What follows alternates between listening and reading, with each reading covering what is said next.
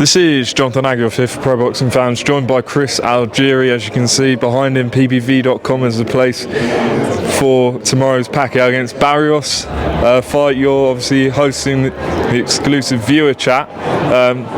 Chris, tell us a bit about it. Yeah, so with ppv.com, there's never a subscription. It's a great stream, but there's an interactive live viewer chat that's real time during the fight, so you can talk to guys like myself, Lance Pugmire, in that chat while the fight's actually going on. It's pretty cool, pretty novel idea. Yeah, tune into that, ppv.com, tomorrow night. Chris, we just had the weigh-in for Pacquiao and Barrios. How did both men look on the scales to you?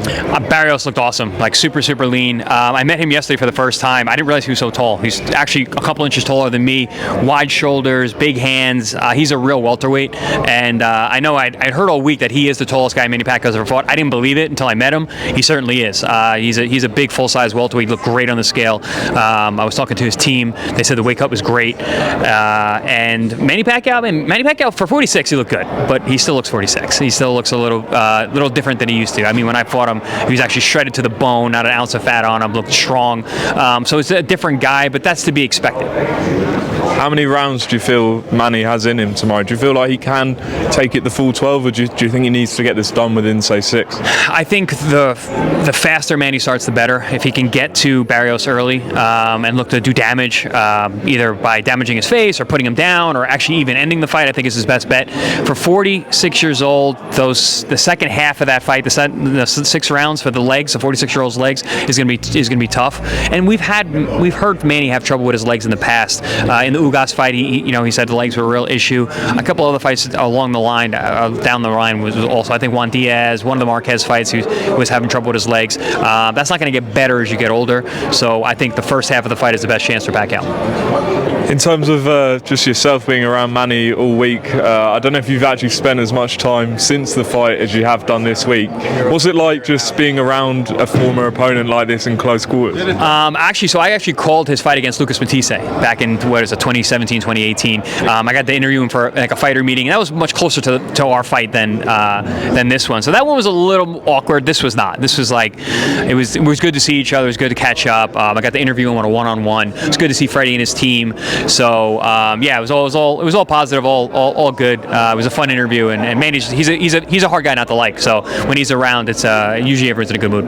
As a fighter, when you went into that Pacquiao fight, it's Manny Pacquiao, right? Will Barrios be thinking, I'm fighting the legend? Is the occasion different, or as a fighter, did you completely block that out?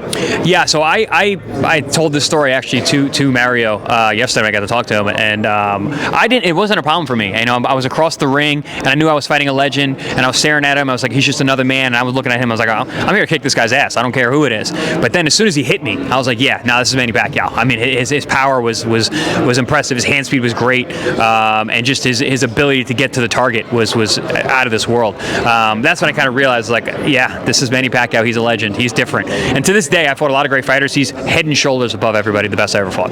What made him so good back then? Great question. Obviously the hand speed, we knew that was coming. The foot speed, we knew that. Athleticism.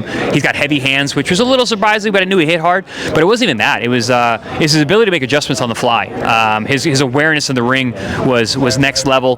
He was harder to hit than I thought, and harder to hit than he gets credit for, and his ability to change his rhythm and use offbeat rhythm to be effective was really impressive. And talk us through the mindset of a fighter when they get to a certain age in their career. Is it difficult to just flick the switch and say I'm done completely, because you're sort of doing other things you've got going on? He had the Senate and things, but he's still coming back. Have you ever felt like, yeah, I want to come back and challenge and things like that? Well, I never wanted to leave, and I get where he's coming from, and I get why he keeps coming back. Thank God I have another career that's keep me busy and keep me out of the ring. I miss it. I miss it every day. I miss training. I miss fighting. But I'm not coming back, and I repeat that over and over again. I have other things to do in life, but I understand why guys come back. Guys like Manny Pacquiao, guys like Roy Jones Jr.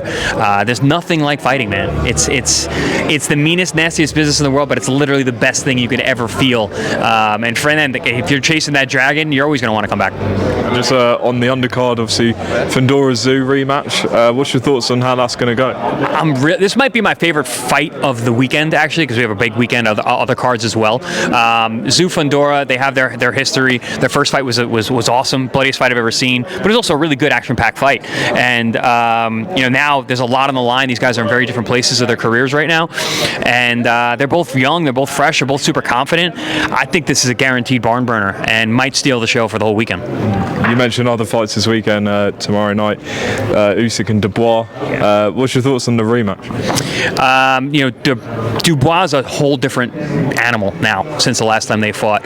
He's coming off of 3 back-to-back upset wins by KO against Anthony Joshua, Ergovich, and Big Baby Miller. Super impressive. And I think confidence-wise, he's flying higher than ever. And I think that was always an issue with Dubois. I don't think it was ever his physicality.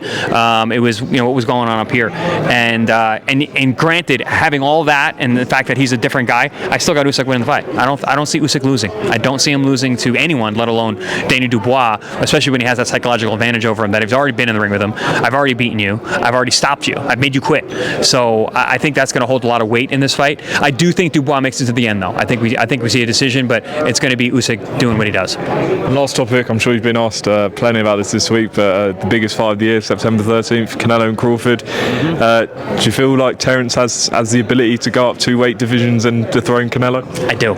I do. And more I'm thinking that way. I'm just thinking, when this fight first came out, I was like, this is silly. These guys are 3 weight classes apart. There's weight classes for a reason. They're both great fighters, but I don't see it.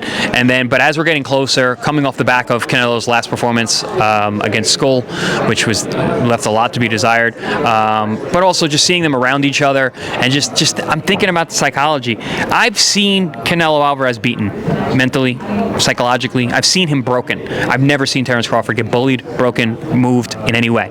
So that holds a lot of weight to me, psychology, because I think at the highest level, that really is the difference, is what's going on upstairs.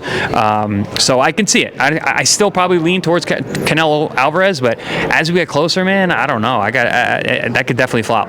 Only 2 guys have ever beaten Canelo, and Canelo came out and said, look, I think Crawford's better than Mayweather.